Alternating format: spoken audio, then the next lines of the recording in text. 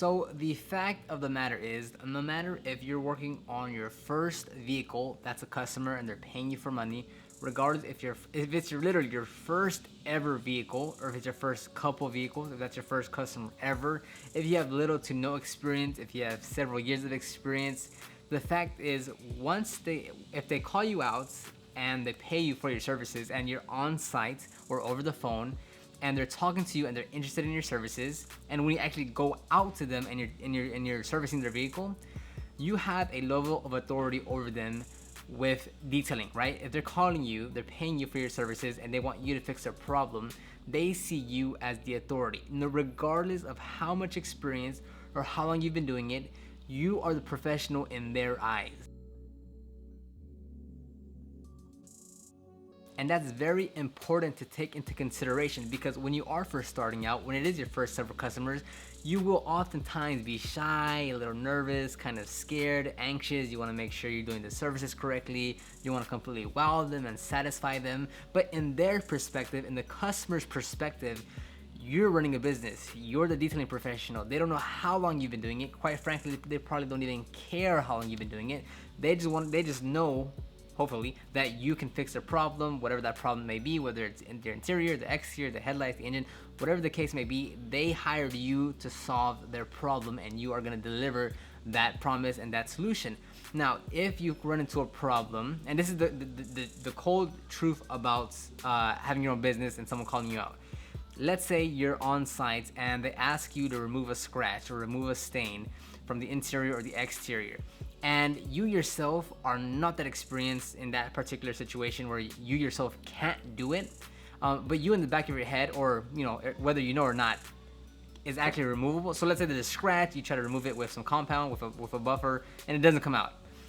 And maybe you just need to sand it down a little bit to remove that scratch. Now, if you tell the customer, look, it's too deep, it's not gonna go away, most likely than not, they are going to believe you and they'll run with that for the however long until someone actually comes and fixes it. So it's, regardless if you actually know or not, if you're experienced or not, the customer sees you as a professional and as the authority in the relationship. You know detailing, they're paying you for your detailing services, you're the one that owns the business, you're the one that offers the services. So the truth is, if you tell them the wrong answer, or you yourself don't know the answer, you tell them the wrong answer, they will believe you. It's like astonishing how this works, but it's the perspective in that the customer is calling you out, you're the professional, so almost whatever you say goes. And yes, of course, if the customer is knowledgeable in detailing as well, and enough over you, then yeah, maybe it won't get by them. But I'd say 80% of the time, if you're not sure of what you're saying, the customer is just gonna believe it regardless of the fact. So, and my point, what I'm trying to make here, is that when you are first starting off, you need to go into the mindset of, I'm the person that knows. And regardless if you do or don't, you want to act as the professional. And even if you don't know, you will figure it out.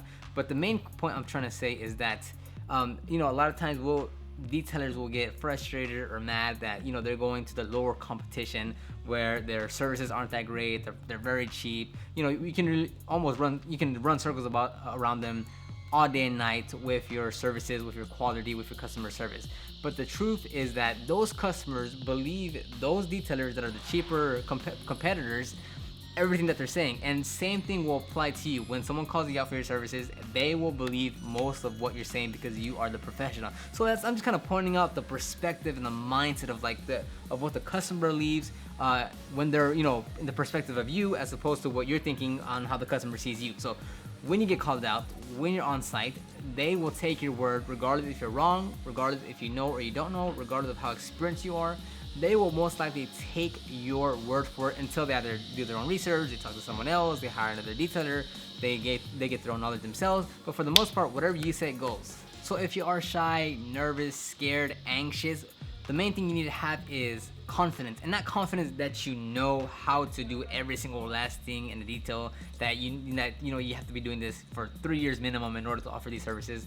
Nothing like that. The confidence in saying, I'm the professional. If I don't know, I can figure it out. If I don't know, I can contact someone. If I don't know, I can research it online.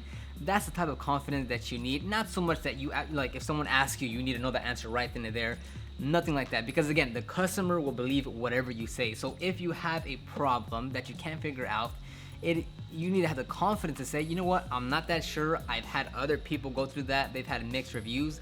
Let me research it, or let me try something out. Let me see if it works, yada, yada, yada. But don't just think that you have to know everything from every conversation that you have with the customer. It's okay not to know. It's okay to not have the experience, but the confidence and the professionalism to say, hey, look, I'll figure it out. I can learn more. I can come back. I can try this. I can try that. But the other thing you need to keep in mind is that the customer believes what you say.